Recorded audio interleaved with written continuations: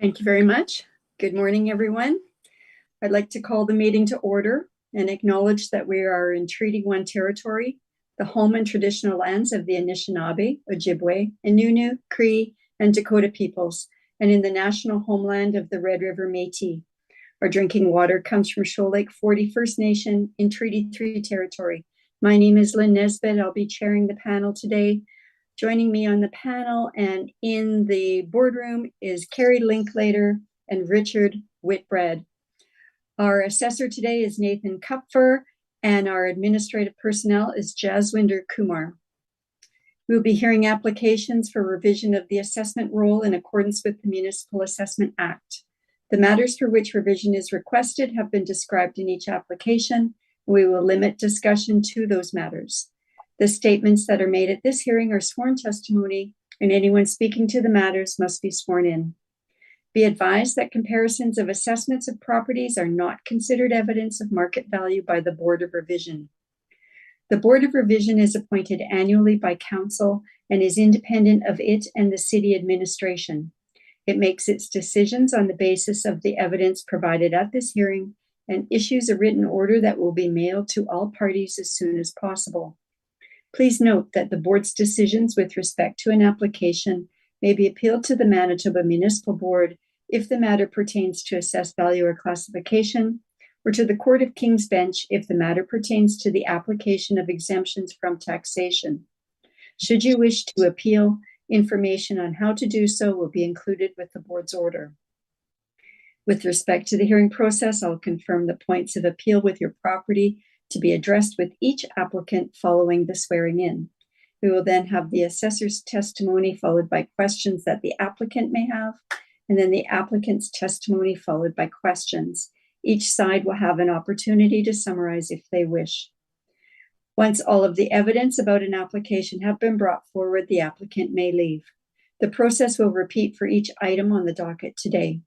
The session will close after all the applications have been heard, and the board will deliberate in private and make its decisions. You will receive the board's decision by registered mail as soon as possible. As information, all public hearings are live streamed, recorded, and will be part of the public record. We'll be hearing items 1 to 7 on our docket today. Mr. Kumar, please affirm the assessor's and the applicant's testimony. Yes, Madam Chair, thank you. So, assessor, please state your full name. Nathan Kupfer. Thank you. Do you affirm that the evidence you are about to give at this hearing is the truth, the whole truth, and nothing but the truth? I do. Thank you. Mr. Applicant, please state your full name. Very well, Reimer. Thank you. Do you affirm that the evidence you are about to give at this hearing is the truth, the whole truth, and nothing but the truth? I do. Thank you. Thank you very much. We will begin with item number 1 on our agenda, 487 Provencher Boulevard. Before I begin, are there any preliminary issues that we need to be aware of? Madam Chair, if I can interject, we're simply in the case of this property seeking a confirmation under section 54(1) of the Act. So if that helps to expedite things, that's our position here. Okay, thank you, Mr. Reimer. So Mr. Kupfer, I'm going to ask you to read in the particulars of this item and just go over very quickly how you derived the assessment value, please. This is roll number 06050092500487 Provencher Boulevard. We have a 2023 assessment in place at $338,000. That is a land value being produced as the highest and best use for this property, roughly equating to $41 a foot. The property is rented out. However, given that it's an 8,000 square foot plot of land, appears to be a bit of a buy and hold situation.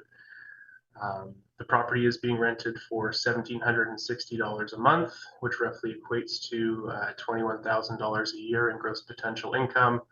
We're currently modeling about $19,400 a year in gross potential income. So I believe looking at it from either a land perspective or an income perspective, our value of $338,000 is well supported in this case. Thank you. Thank you, Mr. Kupfer. So, Mr. Reimer, you indicated that you're seeking a confirmation and therefore you're declining to present any evidence. Is that correct? Precisely.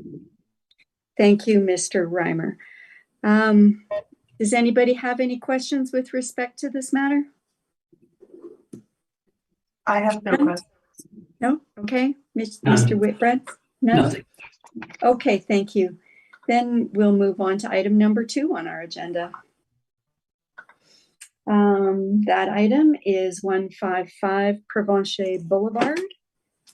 Are there any preliminary matters with respect to this item on our agenda? And again, Madam Chair, for this property, we're simply seeking a confirmation under 54.1 of the Act, please. Thank you. Mr. Kupfer, then you can begin by reading in this item and highlighting your evidence. It says roll number 0606033700. It's address 155 Provencher Boulevard. We have a 2023 assessment in place of $429,000. Similar to our last property, this is an older office building. There was a sale recently in 2018 for $647,000, which I think indicates that our modeled market value here is quite reasonable. So I'm going to recommend that assessment be maintained today at $429,000. Thank you. Thank you. And Mr. Reimer, you've indicated that you're requesting confirmation and will not be presenting any additional evidence? Correct. Thank you. Thank you. Do any members of the panel have any questions? No. No questions, thank you. Okay, thank you. All right. Let's move to item number 3 on our agenda. 557 Marion Street. When you are ready, Mr. Kupfer.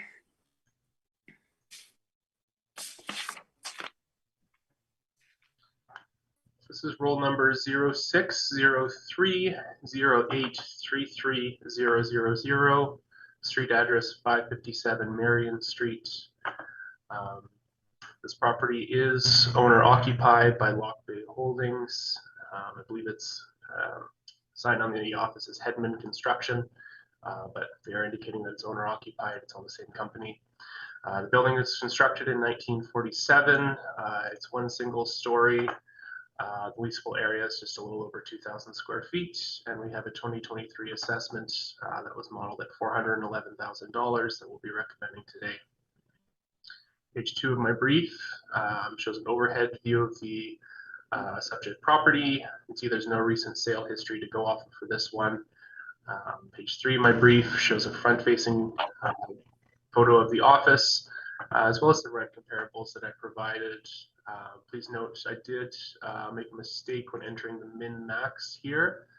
The maximum should actually be $18, not $15. Just a small note. Page Madam 4. Chair, may I interrupt for a moment? Yes. Nathan, it seems that you are fading away. You start off great, but then you're turning away from your mic, I think, and I can't hear most of what you're saying at the end of your section. If you could speak up. I'll do my best. Thank you. Thanks very much. Likewise, thank you. So page 3 of my brief has a front-facing photo of the office building, as well as some general rent comparables from the St. Boniface area. I wanted to point out that I did make an error when calculating my minimum and maximum here, just indicating that the maximum should be $18, not $15. Just a small difference. Page 4 of my brief has our standard model workup here for the office building. So this is an OFS. Of course, it's located outside of downtown. It's a single story, 2,165 square feet of leasable area. It's being modeled at $12.92.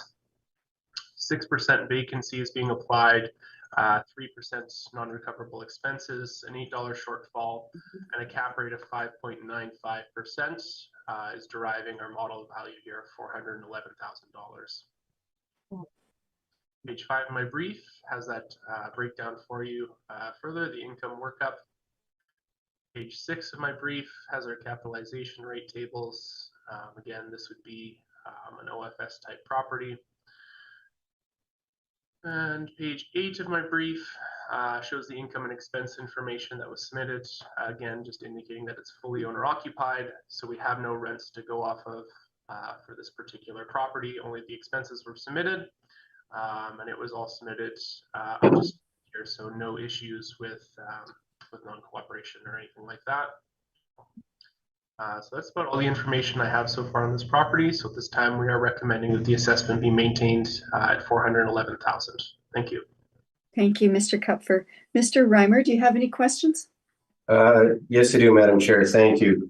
Pardon me. So, Mr. Kupfer, on turning then to your page 4 initially. So just to be certain, this valuation from top line potential net income down to the cap rate, that's all model driven exclusively, correct? Yes. Okay. Now, with respect to the capitalization rate of 5.95%,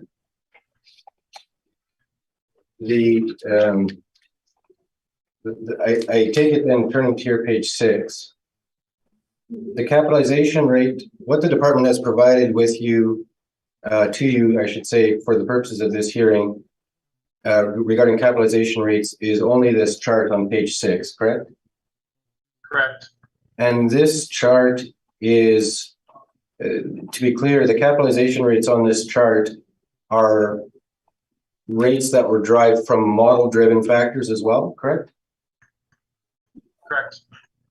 Okay.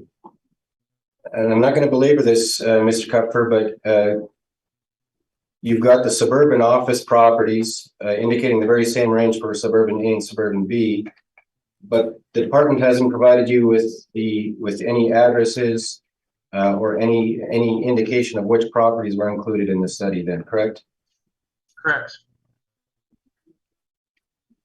Now, and Mr. Kupfer, I'm going to be fair to you because I think I understand the position you're in, but this is it's a 1947 building that we're dealing with.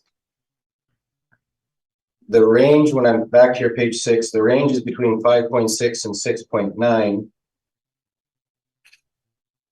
Given the significantly older age of the subject, I gather we could, at a minimum, agree that this would be a suburban B building.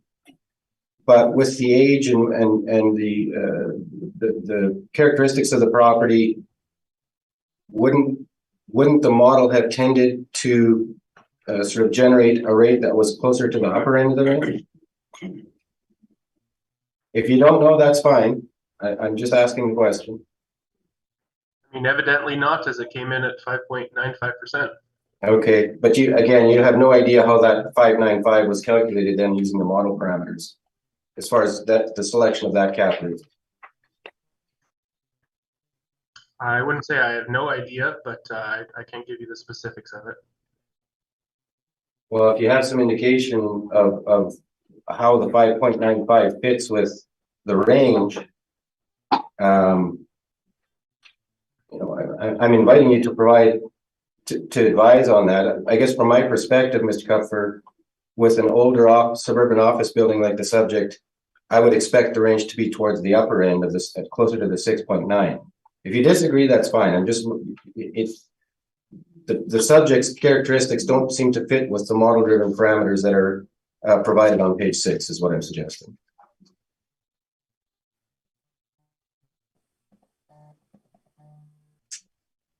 Mr. Kupfer, do you have a response to that?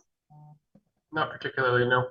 Okay, thank you. Those are my Mr. questions. Thank you. Those are my questions. Thank you, Madam Chair. Thank you.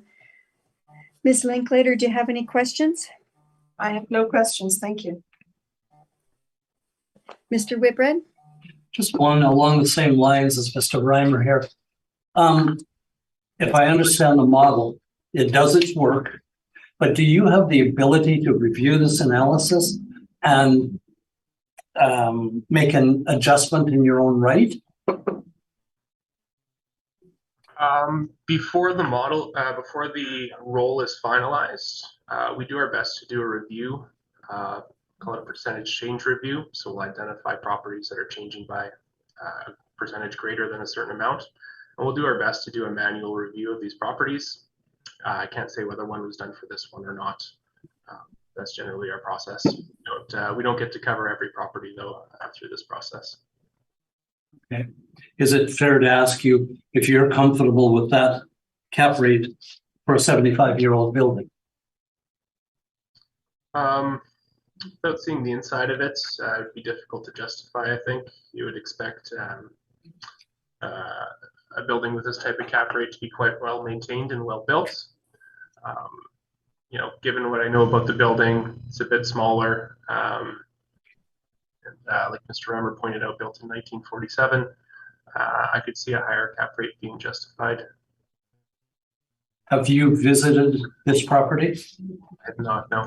Okay, just a general question. Have you visited any of the properties on our docket today? I haven't. Thank you. That saves me asking you every time. I have no further questions. Thank you. Thank you. Mr. Kupfer, when was the last time this property was, sorry, my words are gone. We'll use visited. You know, I don't have that information. Inspected, yeah. I don't have that information specifically. Given that it's owner occupied and there's no recent sales, I would be surprised if there was a recent inspection on this property. Okay, thank you. And what sort of characteristics do you have for this property in your notes? Only that it's a standard finished office building and it's owner occupied. Nothing really beyond that to suggest that it would be an outlier one way or the other, really. Okay, nothing with respect to quality of finish or anything like that? Nope, standard finish office building. Okay, thank you very much. Mr. Reimer, whenever you're ready with your presentation, please. Thanks, Madam Chair. And what I'm going to suggest is there are two common issues throughout the entire docket that's remaining this morning. One of them relates to the non-recoverable expense allowance. The other relates to cap rate. So with respect to those two studies, I'm going to ask that all of my comments and all the questions arising from it be carried forward to the remainder of the docket. So we only have to sort of see that movie once and then perhaps expedite the rest of them. With respect to the cap rate, I'll certainly explain how our selection fits with our study, but I wouldn't propose to go through the entire study again. So if that makes sense to the board and Mr. Kupfer, that's what I propose to do. That makes sense to us, I think. Perfect. Yes. Okay, so if we could turn initially then to page 2 of our main brief. As this is the property at 557 Marion. It was built in 47. I have not recently, but I have been in this building, and certainly to the questions of the board, it's an older building, but it's in good condition for its age. So not suggesting that in some way this is a tear down or anything, but per our comments that I'm going to bring forward concerning the capitalization rate, this is still at the end of the day an older building, which is going to require more upkeep, and typically with the older buildings, they're not built to the same sort of standard energy efficiencies and quality and such. So it is a case where it's reasonably well maintained, but still has that older age. We're requesting a reduction this morning from 411,000 to 310,000. But I could ask the board and Mr. Kupfer then to turn to our page 8. These are the site maps and the exterior photos. You can see there. It's located near Archibald and Marion, and is the exterior photo showing the front of the building. The land area, by the way, the land area for the property is 7,194 square feet. So then turning to page 13 of our materials. This is an owner-occupied property, and so we've applied a market rent based on our review of the market indicators near the reference date in the area in the south end of Winnipeg generally. So the range that we've got, and it's actually very, very consistent with Mr. Kupfer's range. It's at a low of $10 a foot up to a high of $19 a foot, with various sizes shown there. So our average is $14.72 and our median is $14.75. Given the the location, age, and condition of the subject, we've selected a rate of $12 a square foot.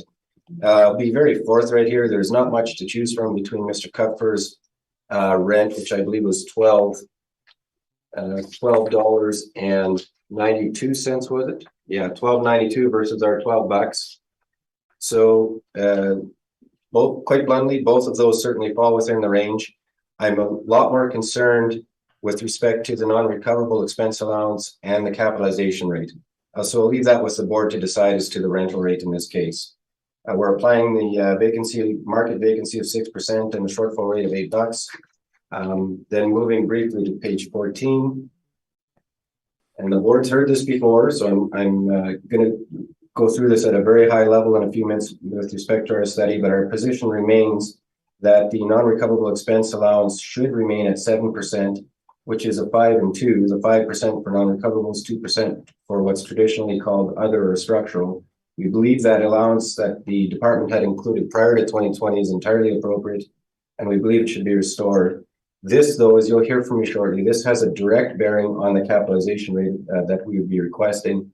There is a direct relationship between the level of non-recoverable expense that is applied and our capitalization rate that we're requesting, because our rates specifically include the 5% allowance, and the mathematical effect of removing it or reducing it to 1% would indicate that an increased cap rate should be applied. So I'll talk further about that in a couple of minutes.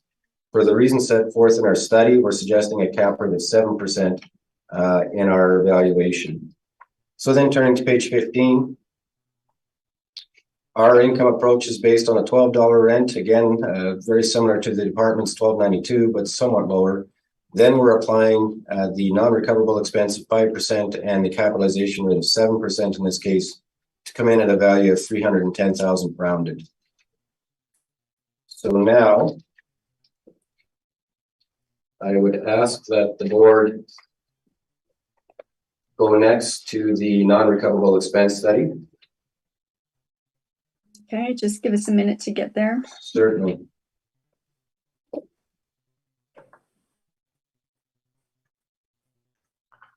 Okay.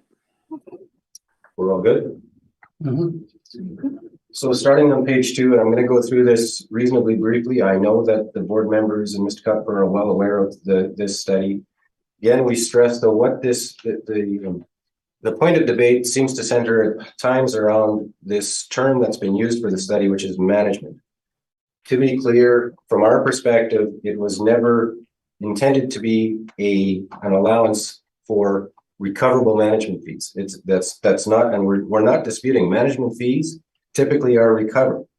But what we're suggesting it was intended to be from the get-go is an allowance to reflect non-recoverable expenses that are typically arise in the competent management and operation of a property.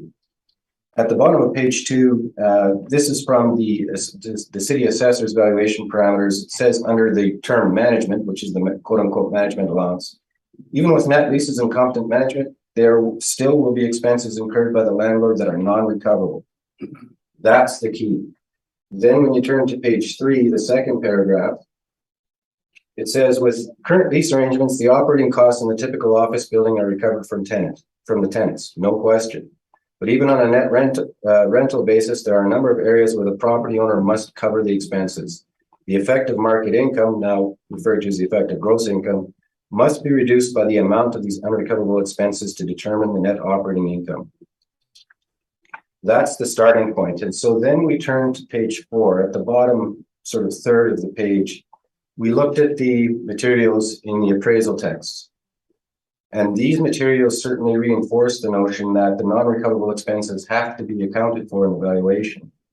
In the second last paragraph on that page, this is from the case studies and appraisal.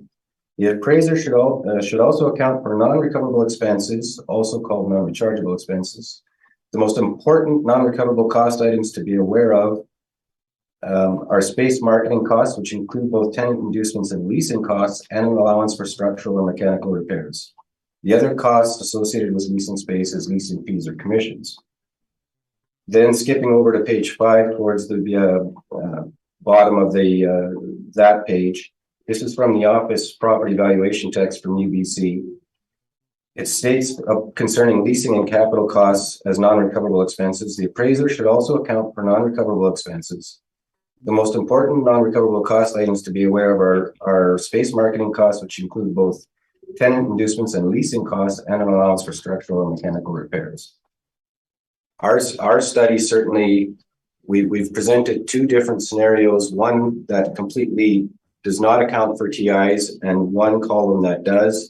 It results in the column that includes the TI allowances predictably results in a much higher allowance, but that's not the position we're taking. We're actually taking the position that our non-recoverable expenses are exclusive of TIs, and our review of the property operating costs reflect that. So then turning to page 6 with the SAM evaluation guide, this is from Saskatchewan, the Saskatchewan Appraisal Group. They say there in the middle of the page, even on a net rental basis, there's 2 areas where the property owner must cover expenses. Non-recoverable operating expenses being one of them, expenses which are not passed on to the tenants, such as leasing commissions, advertising, marketing, and those kind of expenses. Then turning to page 7 at the top, they actually delineate some of these non-recoverable operating expenses. The operating expenses that are typically not recovered are legal and audit fees, professional fees, which is an item that we've included. Structural repairs, well, that's historically been accounted for by the quote-unquote other allowance. And to be clear, we're not including structural repairs in our calculation of the non-recoverable, the 5% non-recoverable component. Next item is advertising and promotion, which we are including, and leasing commissions, which is a very, very significant ongoing expense that we have included in our non-recoverable expense allowance calculation. Then we turn towards the bottom of page 7. MPAC also comments on this. This is from the Ontario assessment group. And turning to page 8, then at the top, they talk about non-recoverable operating expenses. And they say there are typically 2 areas where the property owner has to cover expenses. The first one being non-recoverable operating expenses, which are not passed on to the tenants, such as legal and audit fees, advertising and promotion fees. Those are the types of items we have included. And then expenses associated with operating any vacant space. That is not part of our calculation because, as I'm sure the board and Mr. Kupfer is aware, that component is covered off by the shortfall allowance that is applied. So we have not included that in our calculations. Turning to page 9. Middle of the page, we've got a listing of all the different non-recoverable expense allowances that can arise in the competent operation of the building. There's a total of roughly 12 different items, of which we're only including 4 items in our analysis. So then I do list on pages 9 and 10 the items that we are specifically not considering and not including. Things like mortgage interest, depreciation, that's not part of a proper analysis, and we're not including those. What we are then, though, and this is at the middle of page 10, what we are including in our study are these items: leasing commissions, professional fees, asset management fees, which are not consistently they don't consistently arise, but there are certainly asset management fees that can come up in certain situations, and advertising marketing fees. Of those items, certainly the leasing commissions represent the most significant ongoing expense, along with the professional fees and advertising marketing. So then on page 11, here's a table with the results of our study. And as I mentioned earlier, there's 2 columns. The first column, which is really the column I am asking this board to consider, these are the non-recoverable operating expenses based on the expense items that we've set forth, the 4 items I just mentioned, exclusive, so not including the TIs. And as you can see there, they range from a low of 2.6 to a high of 16.23, with an average of 6.64% and a median of 5.98%. So certainly we believe that, and this is based on, in most cases, not all, but in most cases, a review of 6 years worth of operating statements. So it isn't just 1 or 2 years. These are averages over a significant period of time. And based on and I'm going to leave aside the inclusion of TIs, because at the end of the day, we're not asking the board to consider that. What we're asking them to consider is the figures in the summary in the first column of the percentages as they're listed on that table. So certainly in that context, we believe 5% is entirely appropriate and should be restored. Then turning to page 12. And this is new for this year. So this component I'm going to go through in a little bit more detail. As I suggested earlier, Madam Chair, there is a direct correlation between the level of non-recoverable expense allowance that's applied and our capitalization rate request. There's effectively an inverse relationship between the two. So as the non-recoverable expense is reduced from our suggested 5% down to 1% or 0%, but presumably 1%, our capitalization analysis would generate higher cap rates. And I'll show, I've presented an example to illustrate this. Turning to page 12 then. I've presented a scenario that has exactly the same assumptions on all points, save and except for the non-recoverable expense items. The example I've provided, it's based on a potential net rent of $1 million, vacancy of 5%, non-recoverable expense allowance of 5% in the first scenario, an expense allowance of 2% of effective gross income for the quote-unquote other expense, shortfall rate of $7, and a purchase price of $11.5 million. So in that scenario, if you look at the bottom of page 13, if you apply the 5% non-recoverable expense allowance, which is what we're suggesting and which is what we've done in our capitalization rate analysis, the indicated cap rate, as you can see there, is 7.38%.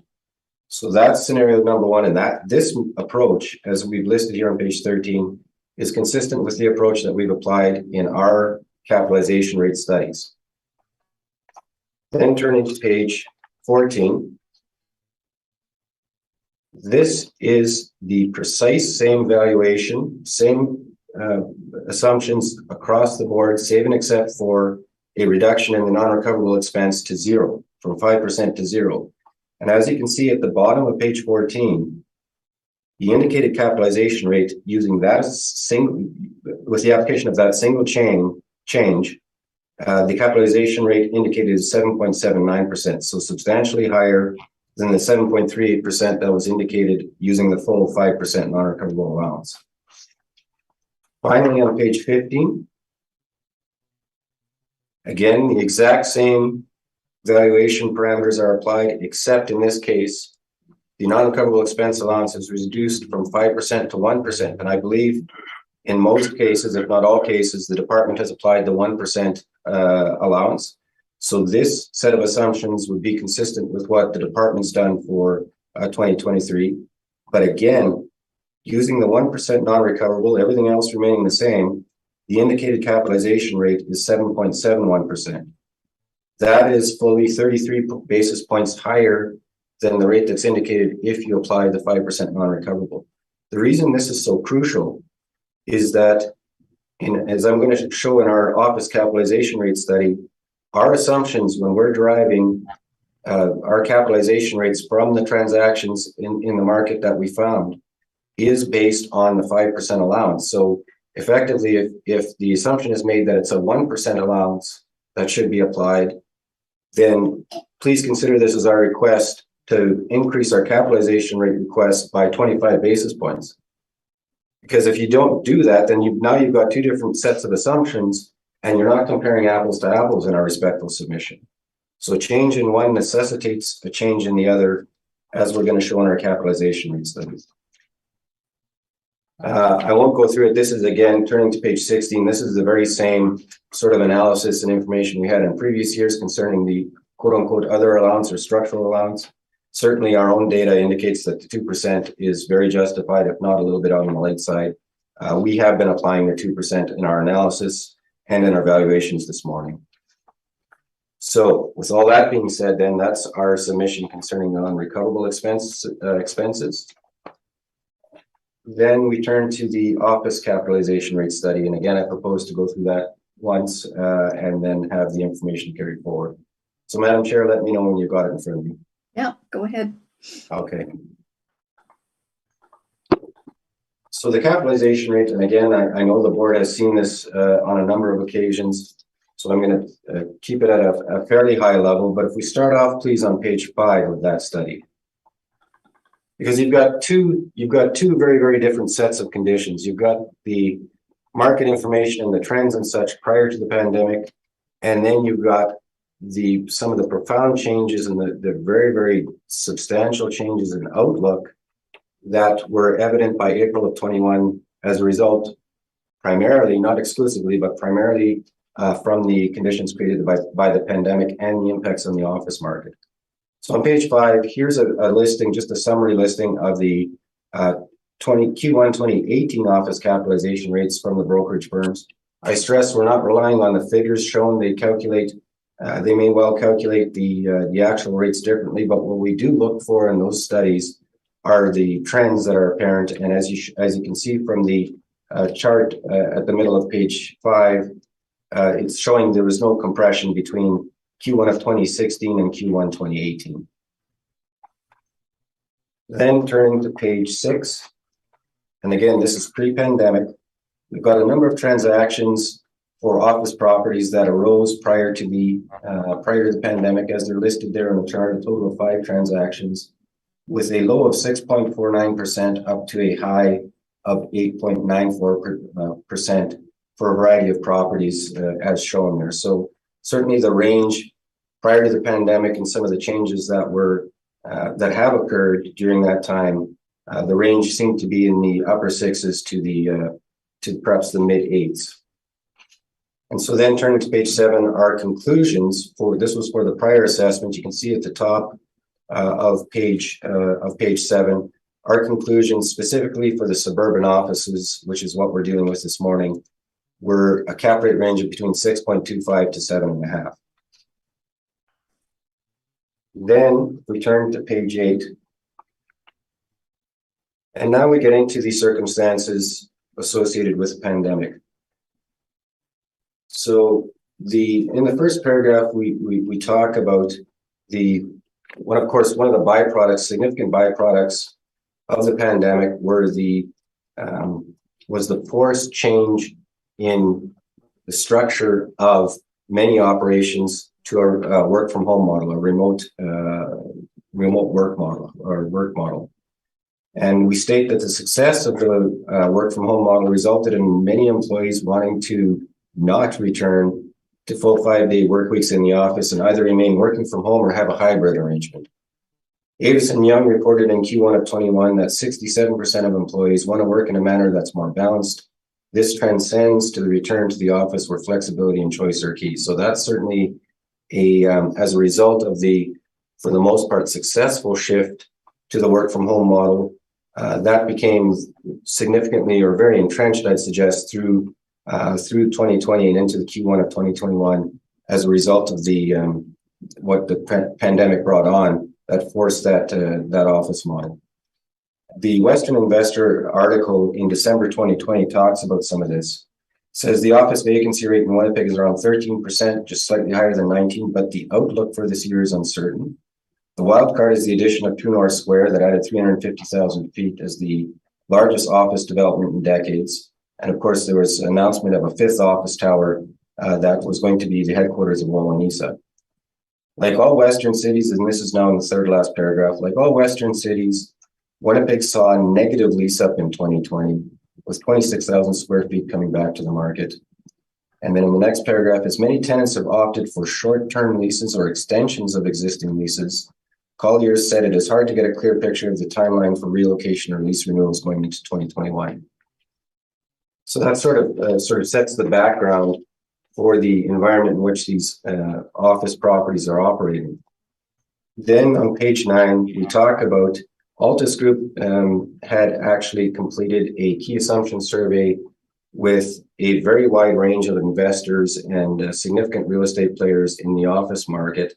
These are sophisticated individuals whose business it is to develop and invest in these types of properties, and certainly would have a very, very good appreciation of sort of the trends that they saw and the environment that they saw going forward to set the capitalization rates in context.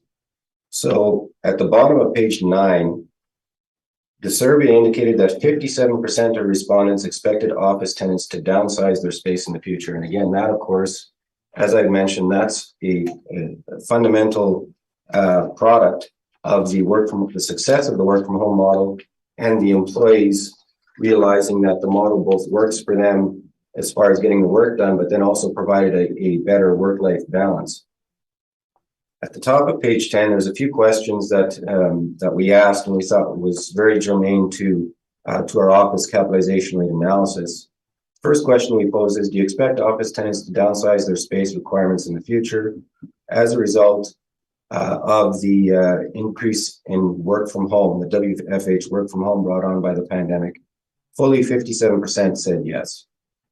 And then at the bottom chart, how much do you expect that the reduction will amount to? The highest number of responses within the 10 to 20% range, as well as a significant number of responses in less than 10% or 20 to 30%. On page 11, then another question that we had posed, what percentage change in market rents or face rates are you forecasting? And as you can see there, a significant proportion said no change, but also a very substantial proportion indicated decreases of between 5 and 10%. Then turning to page 12, the question was posed to these investors as to what they expected with respect to the trend with concerning capitalization rates. And as you can see there in the top graph for higher quality office, the expectation primarily, the most significant number of responses indicate that the increase was expected to be between 25 and 50 basis points. Also, I do note in November, there was a significant number of respondents that indicated the range would actually, the increase, I should say, would actually be higher still at 50 to 75 points. So for lower quality office, it was, pardon me, it was the much higher still weighting to the 50 to 75 basis point increase, with also a significant number of respondents indicating at least 25 to 50 basis point increase in the capitalization rates brought on by the economic conditions in which these properties were operating. So, pardon me.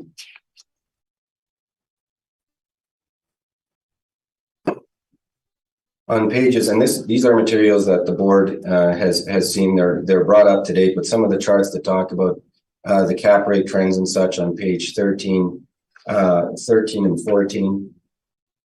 The one thing I want to draw to the board's attention at the top of page 13 in the bolded paragraph, the CBRE Insight report stated that with much of the nation facing a third wave of infections to start in the spring, investors have continued to take a cautious approach to the office sector. Despite the continued caution, it's expected that activity should increase drastically over the next 6 months as vaccination efforts accelerate and occupiers begin to return to their physical spaces over the summer.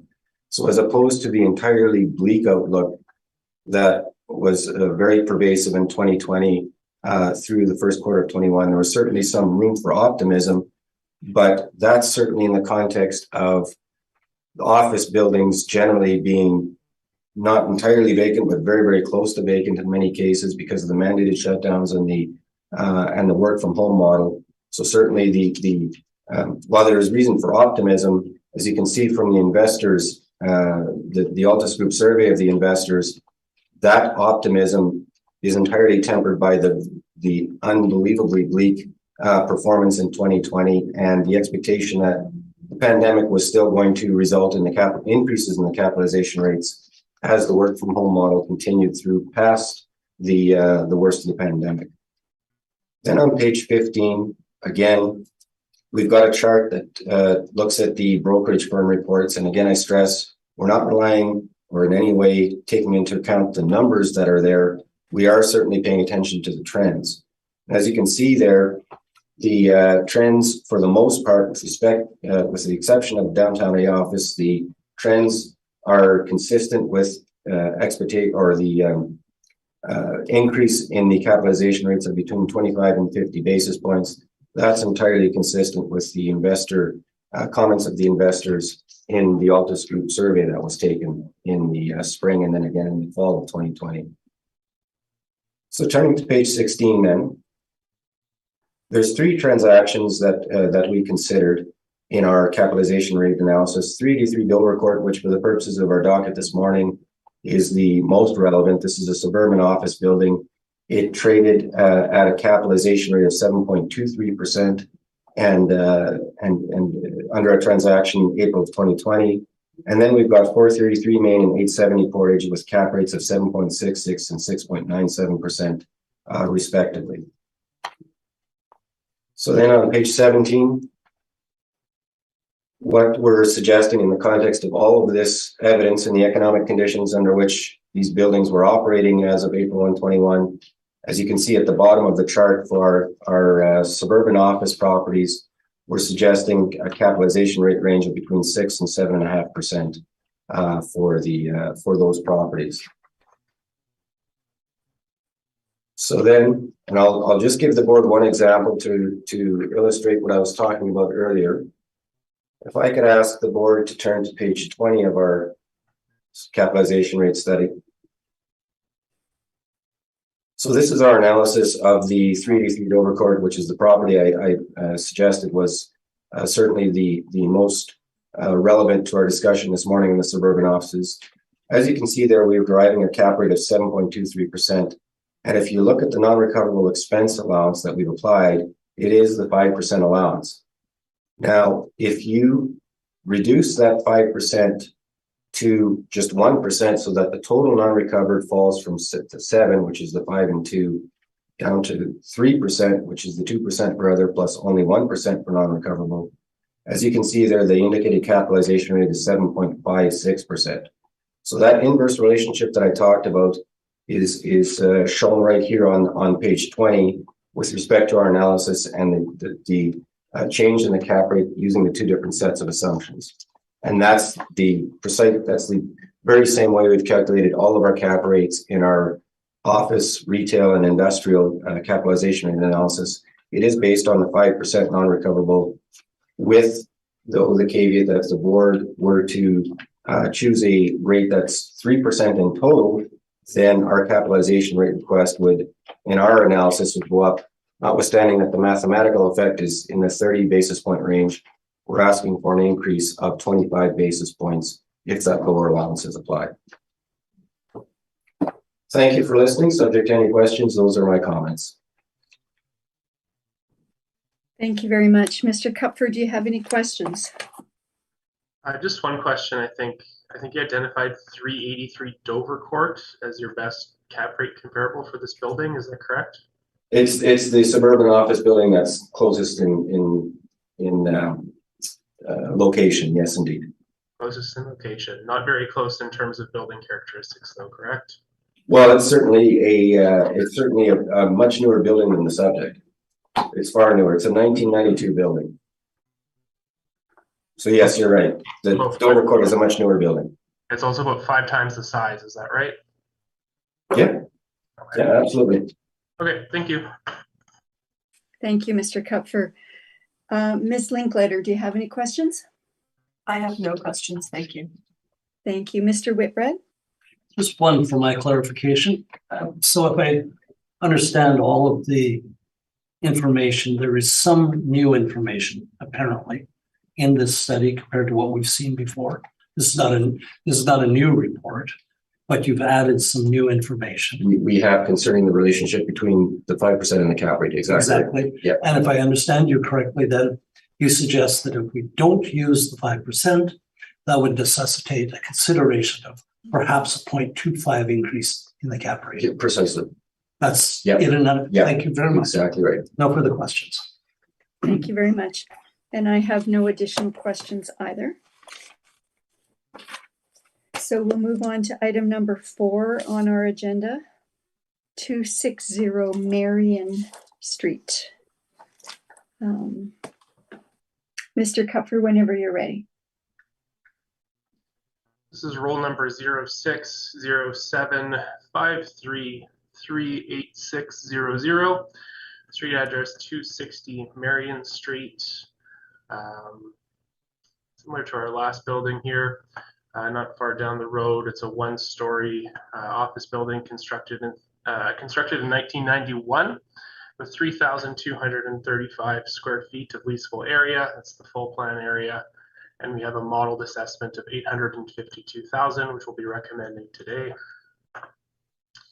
Scrolling to page 2 of the brief, you can see a front-facing photo of the building. It is not owner-occupied, so Fleet Profit Center there, I believe, is the tenant, and we do have rents in place. The property most recently transacted in May of 2015 for $795,000. That was determined to be a good arm's length sale. It was analyzed at the time, and a cap rate was derived of 5.26% by a member of our department, using the net operating income in that sale price. So that's the type of cap rates that we see for buildings this size in that area. Page 4 of my brief, or sorry, page 3 of my brief has the overhead photo of the buildings. You can see it's in between, pretty tightly packed in between two other buildings there. I've also provided a rent comparable table, which I think generally supports our modeled rent in this situation, with an average of $13.25. And the other variances before you there. Page 4 of my brief has the income workup, showing the 3,235 square feet of leasable area. We have a model rent of $16.99. Standard model parameters are all being applied here. 6% vacancy, 3% expenses, non-recoverable, $8 shortfall, and a capitalization rate of 5.7%. Again, might seem on the high side, but given what these properties actually transact for, the capitalization rate is actually being overrepresented here. Page 5 of the brief has a further income breakdown for you. Page 6, our capitalization rates. And then scrolling all the way to the bottom of the brief, see the income and expense information that was submitted. And this rent is, I believe that's calculated out at $13 a foot. So it is being modeled slightly above what the actual in place is. So given everything that we know about the property, what it's transacted for, what it's renting for, I am going to recommend that the 2023 assessment be maintained today. Thank you. Thank you, Mr. Kupfer. Mr. Reimer, do you have any questions? I do. So, Mr. Kupfer, you referred to the May of 2015 sale. I don't know how you derive the cap that you referenced. It's not in your materials, but so I'm not going to. Well, I'll ask you. You quoted a cap rate of somewhere around 5.2%. How was that derived? Using the operating income and the sale price at the time. Right. But what operating income was assumed, and what vacancy allowance and what expense deductions were made in order to get to that NOI? Doing some backwards math here, using 795,000, the NOI reported would have been about 41,000. Well, I understand that's the NOI, but certainly that part of the component, I can certainly figure that out as well. But how did the department? It was your verbal evidence that the cap rate was 5.2%. So how is the NOI there? Well, I'll ask it this way: what potential rent was applied in that calculation? If you don't know, then that's fine. Well, if the NOI was 41,000, the potential rent likely would have been 44,000, roughly, something like that, 44, 45. Are you sure? Nope, that's an estimate. Okay. I'll tell you what, I'll move on to this then. Could we turn to your page? Oh, I've lost it. I don't have a page number. 7.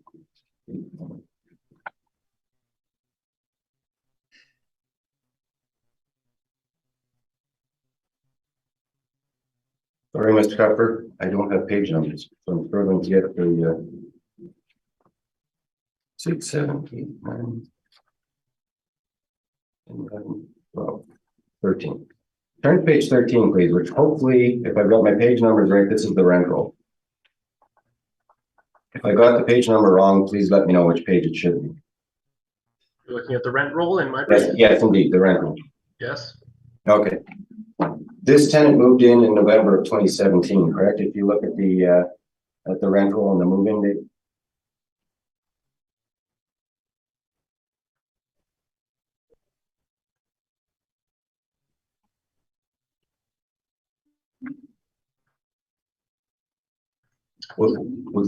Sorry, was that, did I miss it?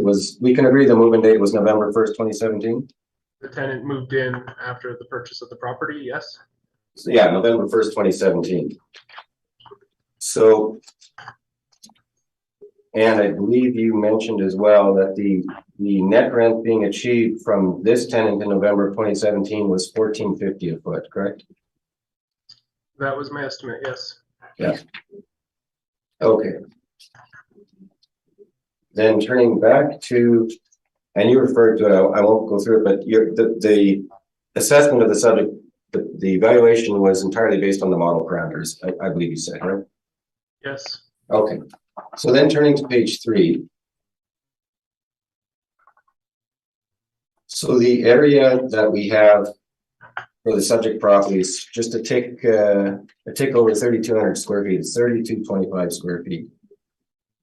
Now, when we examine your comparables, the comparables that are closest in size, they're still less, all of them are less than half the size, but as far as the ones being closest in size, that's comps number 1, 5, 7, and 9, being in the range of 1,585 to 1,722 square feet, correct? Correct. Okay. Now, those comparable rents, of course, with the range that's given between $10.50 a foot and $15 a foot, that range would seem to indicate the lower and upper limit, and yet the model has put on a rent of $16.99 for a premise that's double the size, correct? Correct.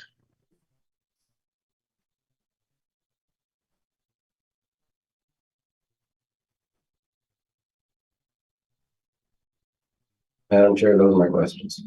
Thank you very much. Ms. Linklater, do you have any questions? I have no questions. Thank you. Thank you. Mr. Whitbread? None, thank you. Okay, thank you. All right, neither do I. So, Mr. Reimer, when you're ready. Thanks, Madam Chair. I'm going to ask the board and Mr. Kupfer to keep the department's page 3 open, if possible. I don't know if you can do it on your screens, but actually, if that's not possible, then I'll refer back to it. Recall my question to Mr. Kupfer concerning the rental of the property. There was a new tenant, whatever was happening prior to November of 2017 and the potential rent that was being generated. The fact is that for this property, as of November 1st, 17, the potential rent and the net rent negotiated for a lease for the property is at $14.50 a square foot.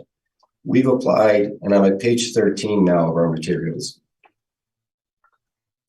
We've applied the rent of $14.50 a square foot in our valuation. It's certainly consistent with the rents shown in our range on page 13, but also recall my questions of Mr. Kupfer. It's also entirely consistent with the largest premises in the department's rental survey that they provided, which had a low of $10.50 a square foot up to a high of $15 a square foot, with an average that's closer to $13.50 a square foot. So the $14.50 a square foot, not only is it a site-specific indicator that's, in our respectful submission, a very, very good indicator in this case, it's entirely consistent with our rental data that we've presented on page 13, and is also entirely consistent and fits squarely within the parameters submitted by the department as to rental rates. So we are suggesting that the board apply the $14.50 a square foot in this case, being the very best indicator of the potential rent on the property. Then moving to page 15. So we've got there the net rent of $14.50 a foot, the vacancy allowance is 6%, and the remaining parameters. We're suggesting a capitalization rate of 6.25% in this case. It's actually towards the lower end of our indicated range, which is between 6% and 7.5%. But certainly we believe based on the, based on this particular building and the condition that it's in, it's a 1991 build. I actually was in it prior to this tenant moving in, but I have no doubt that it's in, in good condition. And we believe the 6.25% is appropriate in this case. So that's the request this morning. One thing I want to caution the board on, Mr. Kupfer made a comment, verbal comment about the calculation of the cap rate. I'm asking the board to disregard it. There's no evidence as to how the capitalization rate was calculated, first and foremost. Secondly, there's absolutely no evidence as to what the lease arrangements or the rental income that was being generated at the time was. And we have no indication as to how that NOI was calculated. That's in verbal evidence, but without having seen more, I certainly don't accept the notion that whatever was happening with respect to that transaction still applies today. What I certainly am suggesting is the intervening event between the time of that transaction and the present. There's actually a couple of things that happened. You had a new tenant moving in there at the 1450 rate, which is what we're applying.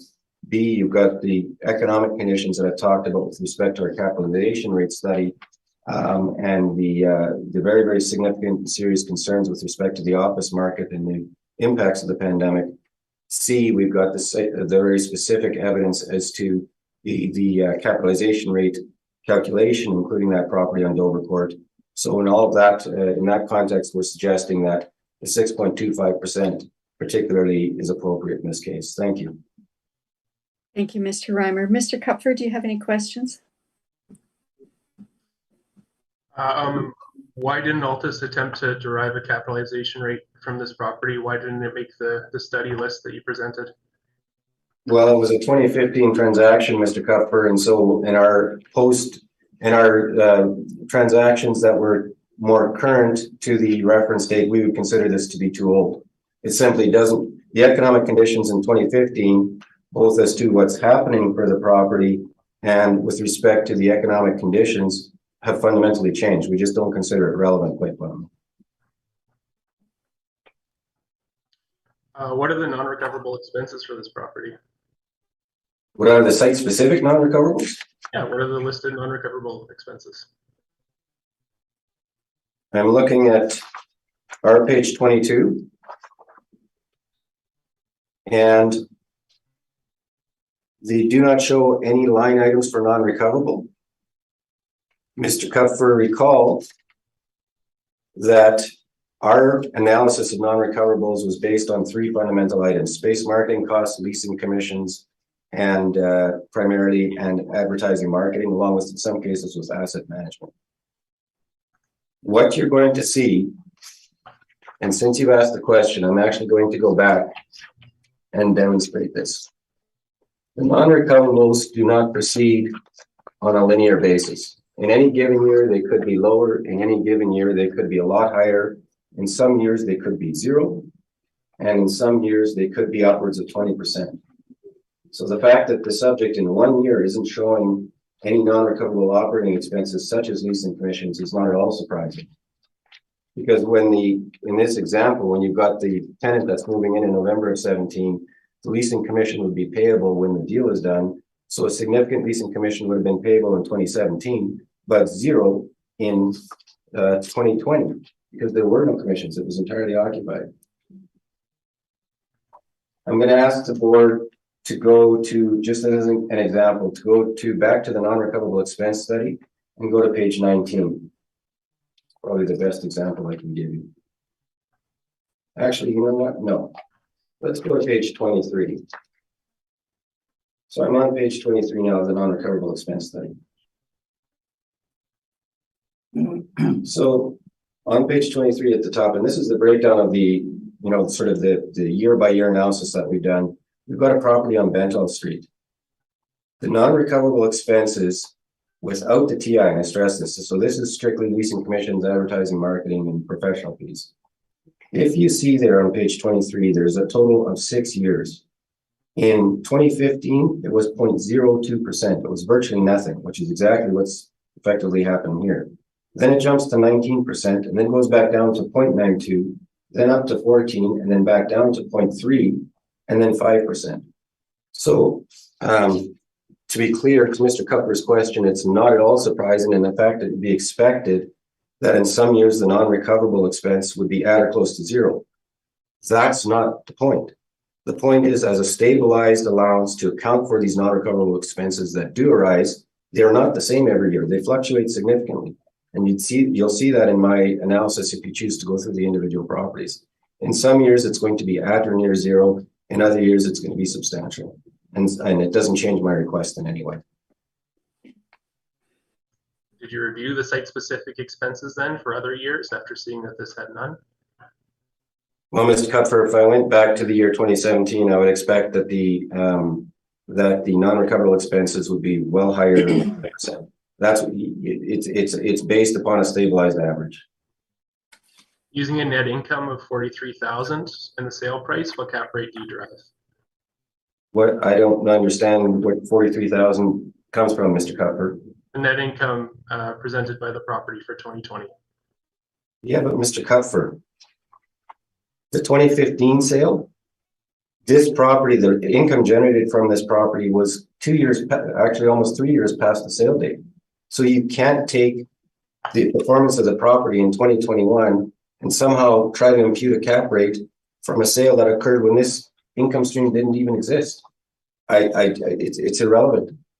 Would you not expect the net operating income to have been lower in 2015 than it is for 2020? No, not necessarily. Recall from our study of the Altus study of the office investors. They fully expected rental rates to be decreasing. They fully expected the market to be softening. So no, I would not. So you know what the net operating income is for the subject property, and you've undercut that. You know what the non-operating expenses are for the property, and you've overstated that, and you know what the cap rate is for the subject property, or at least roughly, and you've overstated that to 6.25% as well. Is that Absolutely not. I reject, Mr. Cupfer, with respect, I reject the trying to equate a 2021 cap rate from a 2015 transaction when this tenant and this income stream didn't even exist. I completely disagree. I just fundamentally disagree. It's two completely different scenarios, and one has no bearing on the other. And as I've said, the non-recoverable expense item, it is a stabilized amount. In some years, it's, as I've just illustrated, in some years, it's going to be at or close to zero. That's not at all surprising. That's what we would expect. But to suggest that this 1 year would provide a snapshot for all years going forward at zero, that's completely unreasonable. When you see that you're undervaluing a property relative to a fair market sale price, do you not examine why that income value is coming in so much lower? Mr. Cupfer, again, for the 2015 transaction, I understand what you're saying, and you're certainly entitled to your opinion. When you've got a transaction in 2015 that was not based on the income stream that was essentially came into place 2 years or 2.5 years after that, and you've got a completely different set of economic conditions as of the Q1 21 reference date, I just don't believe that sale price has any relevance to either the income stream as it now exists, because you're saying you know what it is. I don't know what the income stream was at the time of the transaction in 2015. What I very much do know is it's $14.50 a square foot, and what I very much do know is in Q1 of 21, with the office market being what it was a market that was there was a high degree of uncertainty and a whole lot of questions flowing out of the economic conditions arising from the pandemic. So when you're trying to link a pre-pandemic sale that isn't even based on the income stream that's now in place, I just bluntly, I'll say it again, I consider it to have no relevance with respect. I have no other questions. Thank you, Mr. Kupfer. Mr. Whitbread, do you have any questions? Well, if I may build on this conversation, again, to clarify for myself, we've heard evidence from you and from other applicants that the non-recoverables will shift year over year over year, and it's grossly unfair to accept a number in one given year as a progression forward. You can't predict that, according to you. As per the study, there's times when it's at or near zero, and then there's like, yeah, exactly. 20%. So I understand that. I'm losing my train of thought now. In 2020, the city made a decision to change the non-recoverable rate to the 3%. And so we actually it was zero then. Now it's 3, but yeah, the 2020 it's come up to 3. Yeah. And that's when the decision happened. So what we're faced with is your presentation of this variable non-recoverable and then the stabilized 5%, right, that would allow this to present a fair calculation in your mind. Yes. Have I got that right? Yes, yes, yes. Okay, I appreciate that. Thank you. No further questions. Ms. Linklater, do you have any questions? I have no questions. Thank you. I actually have a question, and it does also relate to the non-recoverables. So is there a difference in the non-recoverables?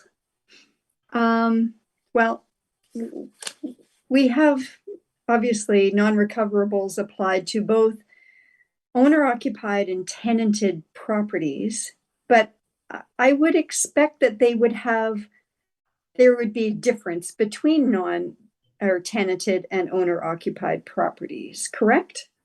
Well, okay, In so the that, non-recover, they wouldn't have, say, leasing costs in an owner-occupied property. Like, could you explain? I know this is a tenanted property, that's fine, but it's something that's I have a question about, I yeah, guess. no, Madam Chair, your question is a very good one. A very good one. So what we are doing, and I asked the board not to lose sight of this, what we're doing in all cases, both the assessment department and Altus, we're valuing the property using the income approach, following the mandate of the legislation that says you've got to place an assessment on it that represents the value as of the reference date, being the most probable sale price between essentially arm's length parties. So the function of the board is to find the value, the fee simple value for the property under that framework.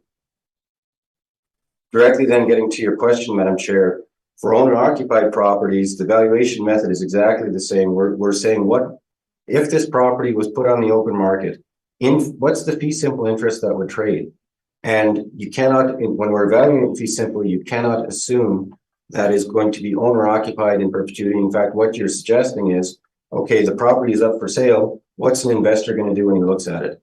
What an investor is going to do is to take this, using in rough terms, there's a difference in the parameters suggested by the department and all this, but fundamentally the framework is the same.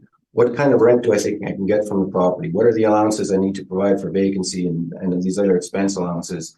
And what rate of return or the cap rate, overall capitalization rate should I apply? At the end of the day, we're valuing it in fee simple, which means that in a fee simple valuation, you cannot assume it's owner occupied, because now you're basically valuing it as a value in use for that particular owner. What the legislation is mandating the department, Altus, and the board do is, what would this property sell for if it was traded? And that's the income approach being the best indicator of value. And therefore, if I'm an investor, I'm not assuming that obviously I'm investing in it to get a tenant or tenants in it. And what kind of allowances would I provide? The trading of a property from an owner occupied perspective, that's a value in use for that owner and isn't part of that framework. So to get your question, that whether it's owner occupied or not, doesn't change the methodology or change either the department's or Aldus's position as to how to value it, assuming it goes on the market and the fee simple interest is being sold. Okay, thank you for that clarification. I appreciate it. I have no additional questions. So we will move to item number 5 on our agenda. Excuse me, Madam Yes. Chair. Yeah, Could we, yes. could we take a 5-minute break, please? Yeah, of course. Thank Okay, you. so it's 10:14 now, so let's resume at 10:20. Thank you.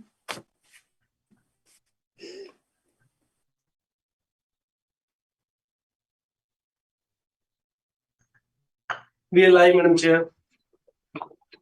Thank you very much. We will now resume our hearing with item number 5 on our agenda, 51 St. Anne's Road. Mr. Kupfer, when you're ready. Roll number 08000604-500, street address 51 St. Anne's Road. Another small commercial office property, 1 story, leasable area of 1,640 square feet. Was constructed in 1965. It's not owner occupied, so we do have rents in place. And we have a 2023 modeled assessment of $442,000. Page 2 of my brief shows that we have no recent sales, and shows a overhead view. It's the one on the corner there, the big long building that you can see. Page 3 has a front-facing view, has the sign up for one of the tenants there, as well as some rent comparables, again, just a general assortment kind of from the area. Page 4 of my brief has the income workup. As you can see, the building is broken down. We have it into 5 smaller sections, all being rented out to individual tenants. Generally, when you break a building down like that into smaller sections, you're able to achieve higher rents. You also expect to see some higher expenses with that, and I think both of those are playing out in this property. All of the parameters here are being model driven, 6% vacancy, 3% expenses, $8 shortfall. And again, our capitalization rate's coming in on the lower end for this property at 5.75, which is driving our value of $442,000. Page 5 of my brief shows the income value summary, again confirming those numbers. Page 6 of my brief has our capitalization rate table. And then further down, starting on page 8, we have the income and expense information for the property. So like I said, it is being rented out. So we do have some rents to go off of. They are, however, gross rents. So some adjustments, of course, needs to be made. They're renting out for slightly different rates. I believe when I averaged it out, it came out to just under $26 a foot gross, $25.90 something. And the expenses that they're reporting are $22,000. So gross potential income of a little over $42,000 and expenses of about $22,000. Means a fair net operating income, given what they've reported, would be about $20,000. We have modeled 25, so our model's coming in about 5,000 over what's being reported, and that's where our 442,000 is coming from today. Thank you. Thank you, Mr. Kupfer. Mr. Reimer, do you have any questions? Just a couple. Thank you, Madam Chair. Ms. Kupfer, can I ask you to turn to page 3 initially? Yes. So these rent comparables, and I heard you say that with the smaller units, typically the rental rate, because they're so small, would increase somewhat. So the one comparable that that the department is able to find that's closest in size, it's comp number 1 at 403 square feet, and that was at $12.25 a square foot, correct? Correct. And all the other comps were significantly higher. So that's the one closest in size.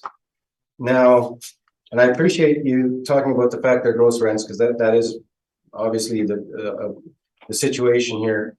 Could I ask you briefly then, and now, again, I've lost page numbers, so I'll count it. Page 8, please, of your materials. Mm-hmm.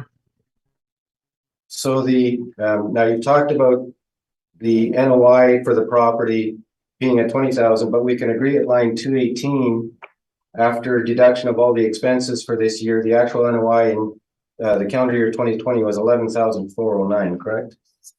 That's what's being stated, but the rental income is being understated, so that's why that net operating income is under. Then you're saying the gross rental or the net rental calculated? The rental income of $33,427 that's being reported. I wasn't able to justify that calculation. Adding up the rents that are given, I came to a gross potential of just under 43,000. Okay, I think I can assist in that. In that, if we look at that same page on line 302, the vacant space throughout the year, the average vacancy is 12%, correct? That's correct, but even with 12% vacancy, that still doesn't bring you down to 33,000. I checked that one as well. So I'm not entirely sure where that rental income was derived from. Fair enough.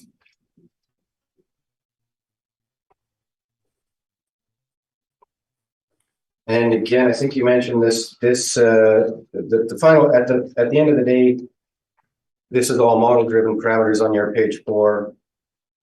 And based on, and I don't want to misrepresent it. I believe you said based on your own calculations after deducting of gross lease costs, the NOI that you would calculate is $20,000 roughly, or 21, was it?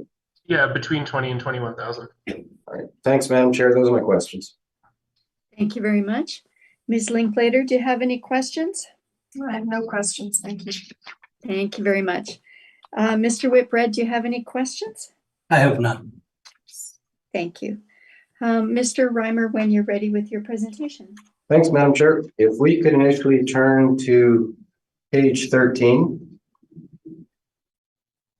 Mr. Kupfer and I are in agreement about the nature of the income stream here. It is, the revenue being achieved is based upon short-term, month-to-month or very short-term gross leases.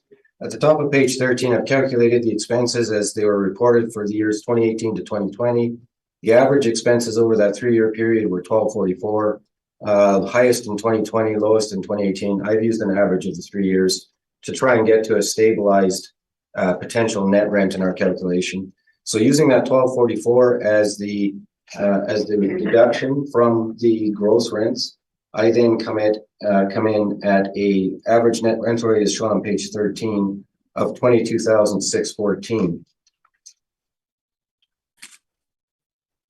Then I do have for the board's reference the comparables at the top of page 14 listed there, and we believe that the 1371 average rent is certainly appropriate given the rental rates for the market indicators, I should say, for other rental rates in the area, and we are using, as I say, we're using that number in our valuation. So then, if we turn to page 15 very briefly, so capitalization rate, of course, that's we've talked about it a fair bit this morning, and that's a reflection of the risk to the income stream. If you look at the leases in this subject, they are, for the most part, with a couple of exceptions, there are month-to-month terms that are able to be terminated on a month's notice, and certainly that would suggest is a very, very strong risk factor in the subject property, and therefore requesting a cap rate at the upper end at 7.5%. So then turning to page 16. Using the potential income of $22,614 and then running it through again using the 5% non-recoverable and the cap at 7.5, we're coming in at a total suggested value this morning of $253,000. So that is our request this morning. Thank you. Thank you, Mr. Reimer. Mr. Kupfer, do you have any questions? I just wanted to ask the agent if he can speak to the expenses that are being supplied here. They include over $6,000 in maintenance/supplies, and then another maintenance item at $5,299, which seems quite high given the size of the property. Do you have any information on that, Carrie? I'm sorry, Mr. Kupfer. Could we turn to my page 20? So I'm looking at page 20, which is the income statement you also had in your materials. So the maintenance and repair at line 212 at $5,299. Actually, I don't believe that's certainly out of line. So that particular item I'd suggest was appropriate, but the maintenance supplies at line 214, I think that's only $610, is it not? It's not $6,000, it's $610.74. Oh, you're right. I misread that. Thank you.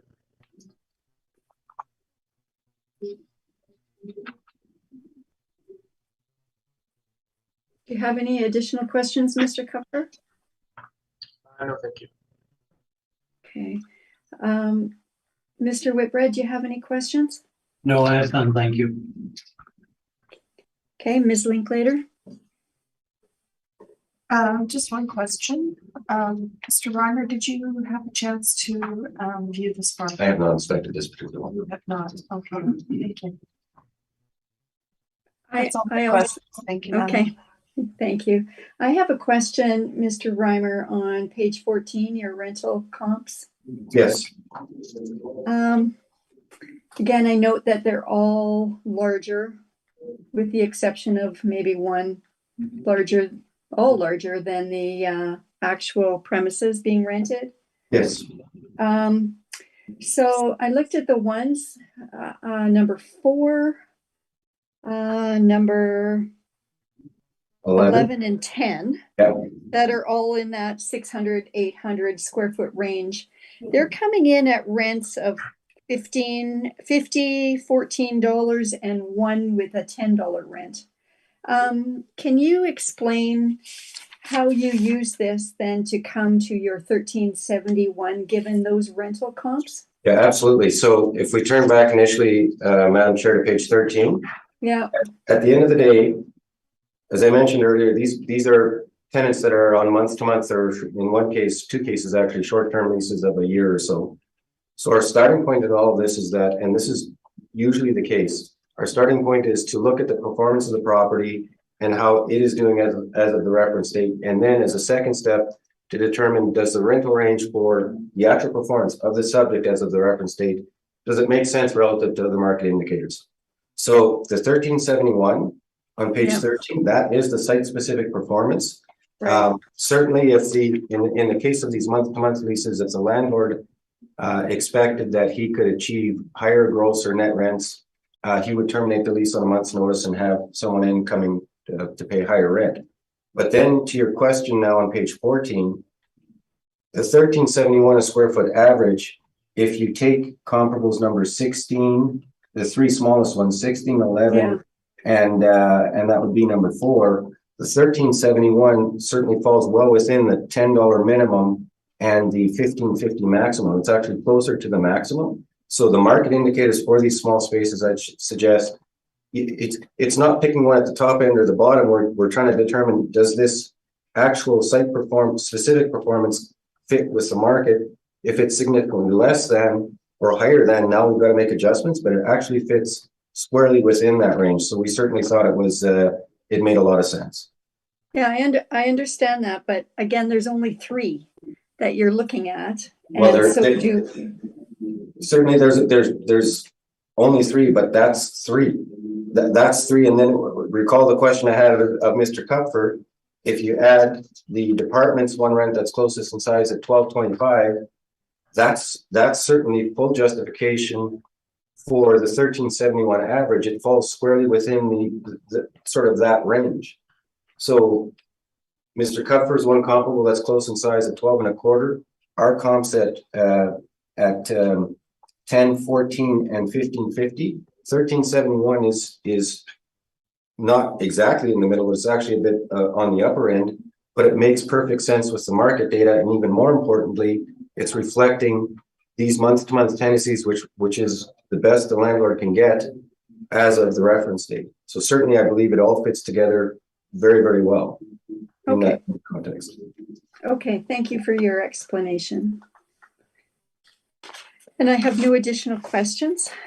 So move to item number 6 on our agenda, 600 St. Anne's Road.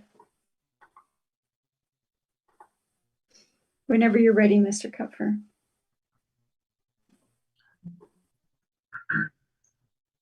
That's roll number 0800534250.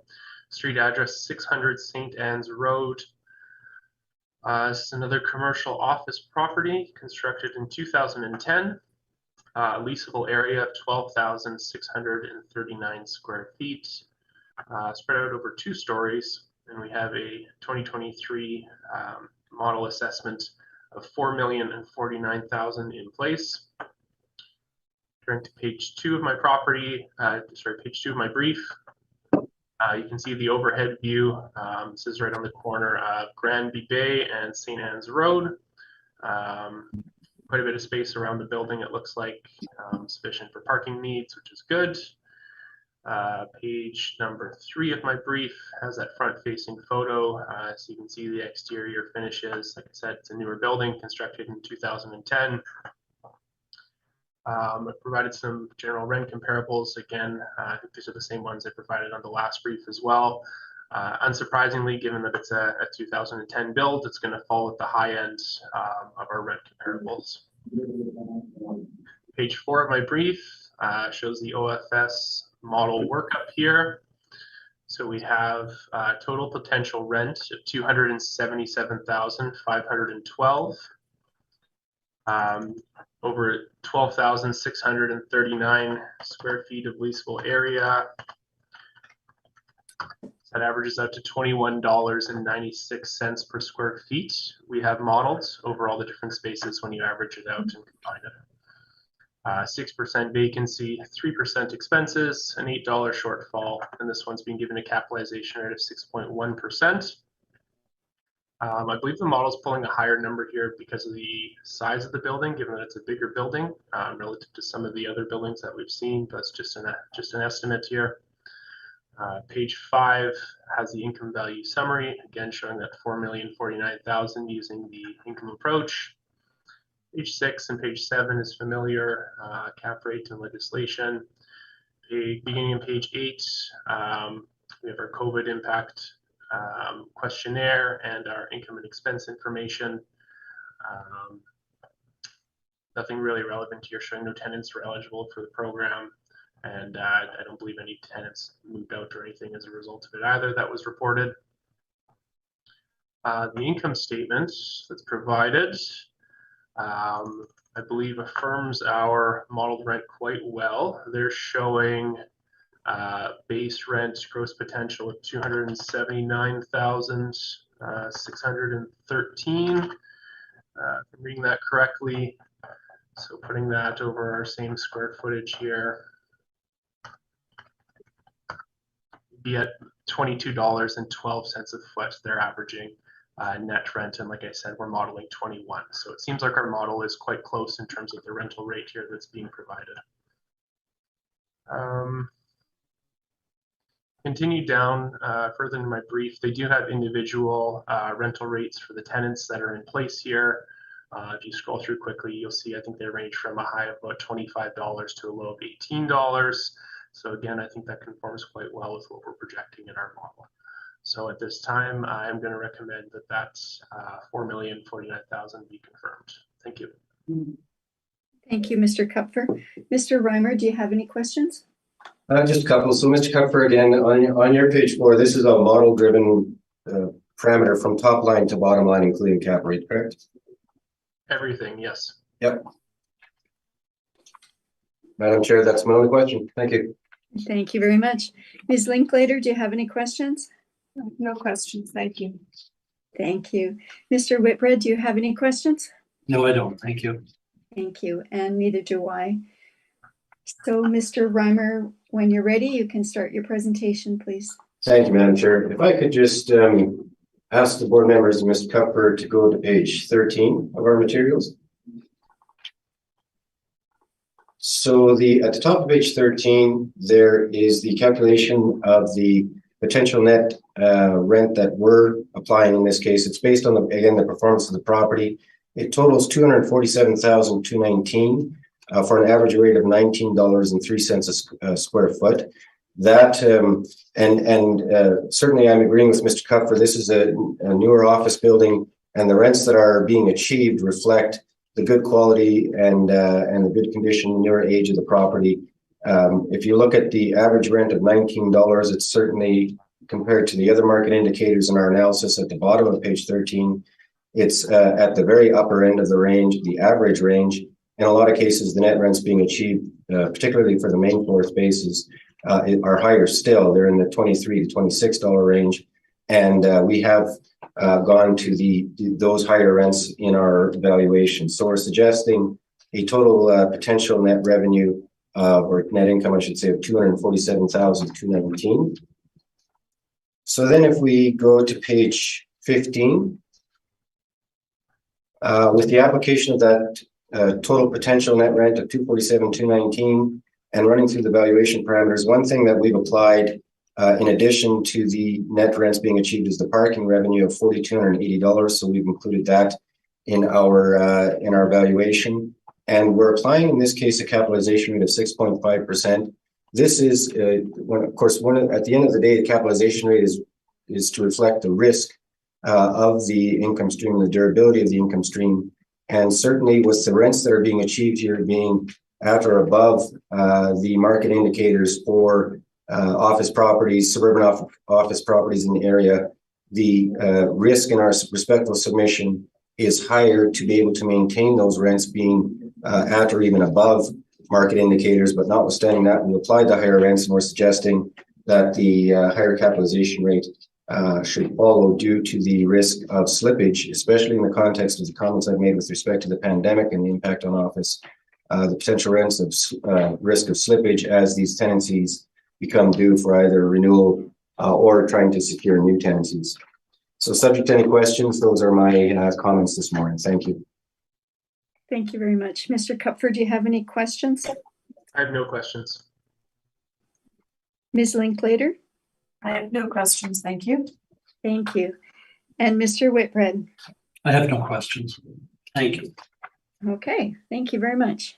All right, we'll move to the last item on our agenda today, 501 St. Anne's Road. Mr. Kupfer, when you're ready.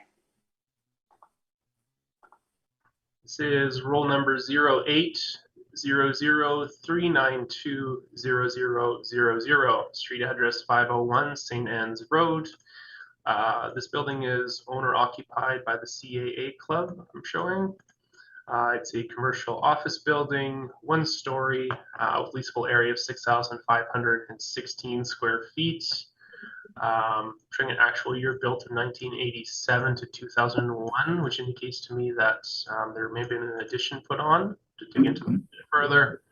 And again, we have a modeled assessment here of $1,879,000 that I'll be recommending today. Page 2 of my brief shows we have no recent sales for the property, unfortunately, to use here.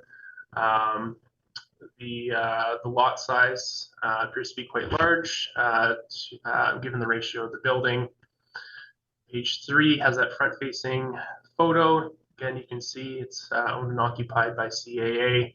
I provided some general rent comparables again, showing a high and low between $10 and $20 a foot for the area, just very broadly speaking. Page 4 of my brief has the subject property market income. So this is C2, it's all standard finish. Two different areas being combined together here for a total gross potential rent of $127,096. You combine those together, it would average out to $19.51 rounded off. And all the other parameters here are standard through the model. Like I said, 6% vacancy, 3% expenses, and this one's being given a 6% capitalization rate. I would assume, given the effective age that's being given to the building, likely because of those renovations or additions, whatever it was, that would be bringing that cap rate down to the lower end. Page 5 of my brief has the income value summary again, showing an estimated market value of $1,879,000. Page 6 and 7 shows again our cap rate table in the Municipal Assessment Act excerpts.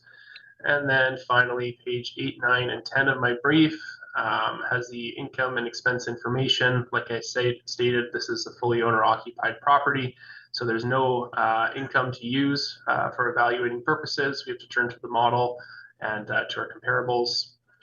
They did submit their expenses, so no issues here with cooperation whatsoever. And they do describe some additional PPE costs, it looks like, throughout their COVID questionnaire. Other than that, I don't believe there's anything significant to speak of. No tenants moved out. Obviously, it's owner occupied. So that's my presentation. Thank you. Thank you, Mr. Kupfer. Mr. Reimer, do you have any questions? Thanks, Madam Chair. Mr. Kupfer, just briefly going to your page 4. So and again, you said it, this is model-driven valuation top to bottom, correct? Correct. And so the total area, the total building area we've got for this property is 6,516 square feet? That's right. Okay, so then turning briefly to your page 3 and looking at the rental comparables, so I believe that comparables 3, 4, and 7 are certainly the closest in size to the subject. Comp 7 is bigger by, call it 2,300 feet, and comps 3 and 4 are smaller, comp 3 by quite a margin, but those would be the 3 that are closest in size to the subject, correct? Correct. And they range between 1,218 and 1,570 a square foot? Correct. Thanks, Madam Chair. Those are my questions. Thank you very much. Mr. Whitbread, do you have any questions? Just one around the ratio when you look at your 5.36, it's above the 4. It's a fairly large parking lot. No additional land value consideration here. There isn't any additional land value being considered for this one, no. Yeah, without diving too much into it, I can't say really whether it would be justified. I haven't prepared any additional value for that. Okay, I understand. Thank you. No further questions. Thank you, Mr. Whitbread. Ms. Linklater, do you have any questions? I do. Just one question, Mr. Cuthbert. In regards to your rental rates on the smaller piece of this building at 343 square feet, you attached a rental rate of $23.56. And I understand you haven't inspected the property, but can you speak to this area and why it would have a much higher rent allocated to it? So I can't speak to why exactly. It's got the smaller amount broken off. Obviously, it's owner occupied, so generally with a single tenant, you're just going to have a single area. So I would estimate that that's an old carryover from a past use of the building or something, but I could be wrong. And the higher rate, I think, is just a generalization of the model where it's going to apply a slightly higher rent rate to a smaller area. Like we've seen with a lot of properties that we look at, smaller areas will generally rent for a higher rate per square foot. So I think that's why that 2356 is coming in the way it is. All right, thank you. Thank you. And I have no questions. So Mr. Reimer, when you're ready. Thanks, Madam Chair. Could I ask the board members and Mr. Cuthbert to turn to page 13, please?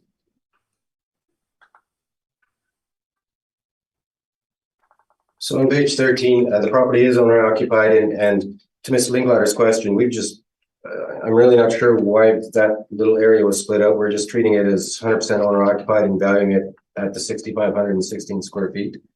Recall that one of the questions I had of Mr. Kupfer related to the department's rental comparisons, and the largest three being closest in size to the subject range between 1218 and 1570.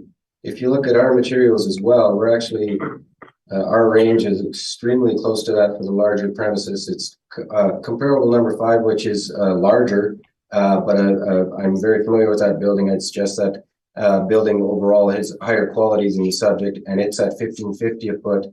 And then you've got comparables 14 and 15 on Squarefield and Regent at 12 to 13 bucks a foot. So our range is between 12 and 1550, and the department's range actually for the larger premises was between 1218 and 1570. So we're very much suggesting the same range for these larger premises. What we're suggesting is the overall market rent for the main floor area of $16.50 a square foot, reflecting the good condition of the subject. So then turning to page 15, I'd like to point out an error and have the board and Mr. Kupfer please note it. On the first line, we indicate the market rent of $16.50 a foot. That is correct. It's $107,514. What is incorrect is the reference there in the green to $14 a square foot average. That was a field that should have auto-calculated, and it did not. So if you could please note that the rent, the average rent there is supposed to be $16.50, and actually that calculation of $107,514 is at the $16.50 rate. So using the $16.50 rate for the entire space, running it through using a 6 1/4 cap, we come in at value of $1,454,000. The 6.25%, the building is in good condition for its age, and Mr. Whitbread and Mr. Kupfer both referred to it.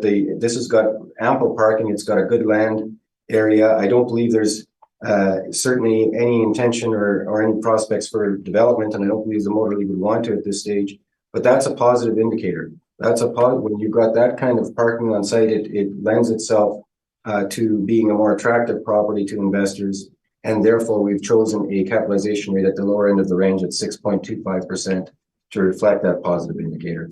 So with that all in mind, we're requesting a reduction to $1,454,000. Thank you. Thank you, Mr. Reimer. Mr. Kupfer, do you have any questions? I have no questions. Thank you. Thank you. Ms. Linklater? I have no questions. Thank you. Thank you. And Mr. Whitbread? I have no questions. Thank you. Thank you very much. And I have no questions either. So with that, We have heard all the items scheduled, and this hearing is now adjourned. Thank you very much. Thank you all. Thank you. Thank you. Thank you. Thanks, Karen.